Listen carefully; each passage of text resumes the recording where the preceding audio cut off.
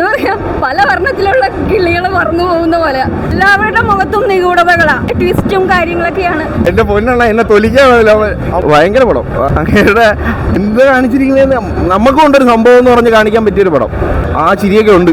അതൊരു 15 മിനിറ്റിൽ എന്ത് കാണാനാണോ നിങ്ങൾ പറഞ്ഞാൽ നിങ്ങൾക്കത് കാണാം. നിങ്ങൾ പേടിക്കില്ല എന്നൊക്കെ പറഞ്ഞിരുന്നാലും ഇതൊരു ഫാന്റസിയാണ്. ഭയങ്കര സംഭവമാണ്. നല്ല പടം. പോരാ പടം പോരാ. നല്ല പടം. കിടിലൻ പടം. കേട്ടാ പടം കൊള്ളാം. ഇഷ്ടപ്പെട്ട്. പുതിയൊരാള് പക്ഷെ കൊള്ളാം. നല്ല രസമുണ്ട് കാണാൻ.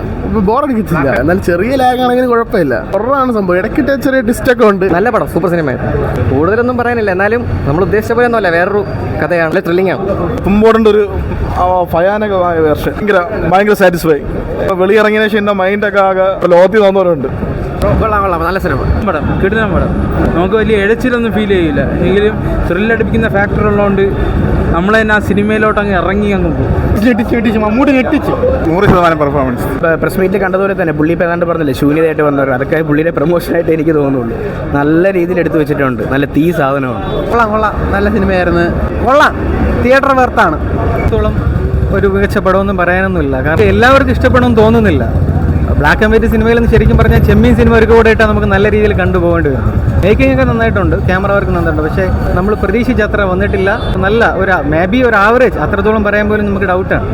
ത്രില്ലർ ട്വിസ്റ്റ് എല്ലാം ഉണ്ട്. ബ്ലാക്ക് ആൻഡ് വൈറ്റ് ആണ്. മമ്മൂട്ടിയെ കൊണ്ടേ പറ്റൂ. കിടില അഭിനയം. ഞെട്ടിച്ചു. അവസാനം ആദ്യം മുതൽ അവസാനം ഫുൾ ഇത് തന്നെ. ഒന്ന് കണ്ടു നോക്കൂ. പടം നല്ല പടം. നമ്മൾ കാണാത്ത ഒരു ടൈപ്പ് എക്സ്പീരിയൻസ്. മോണോക്രോമാറ്റിക് ടോൺ പിടിച്ചത് ഡ്രസ് ഉണ്ടായിരുന്നു കാണാൻ. മമ്മൂട്ടി കുഴപ്പമില്ല. കാണാൻ രസമാണ്.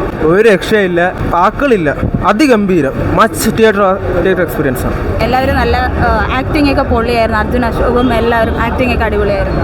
ആക്ടിങ്ങിന് ഒന്നും പറയാനില്ല. കിട്ടുന്ന സിനിമയാണ്. സിനിമ കൊള്ളാം. വേറെ പറയാനൊന്നുമില്ല. മമ്മൂട്ടിയൊക്കെ വിഷയം. ആക്ടിങ്ങൊക്കെ നൈസായിട്ടുണ്ട്. Must watch. അടിപൊളി പടം.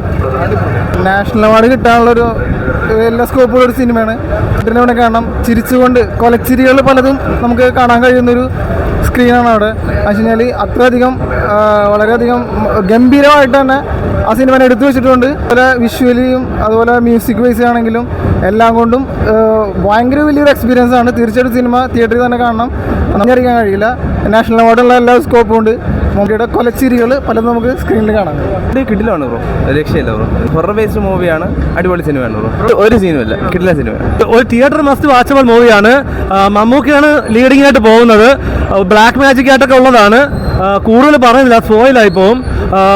തിയേറ്റർ മസ്റ്റ് വാച്ചബിൾ മൂവിയാണ്. നല്ലൊരു theatre must watchable. ADS plus പോലത്തുള്ള തിയേറ്ററിൽ വന്ന് കാണേണ്ട ഒരു പടമാണിത്. അല്ലാതെ OTT കാണാൻ പറ്റുന്നൊരു സിനിമയല്ല. കാര്യം ഇതൊരു ബ്ലാക്ക് മാജിക് ആയിട്ട് ബന്ധപ്പെട്ട് ദുർമന്ത്രവാദം അങ്ങനെയൊക്കെയുള്ളൊരു സ്റ്റോറിയാണിത്. വളരെ ഉഗ്രം എക്സ്പീരിയൻസ്. ഒരു സൂപ്പർ സ്റ്റാർ ഇങ്ങനെ കൈ വയ്ക്കൂല കേട്ടാ.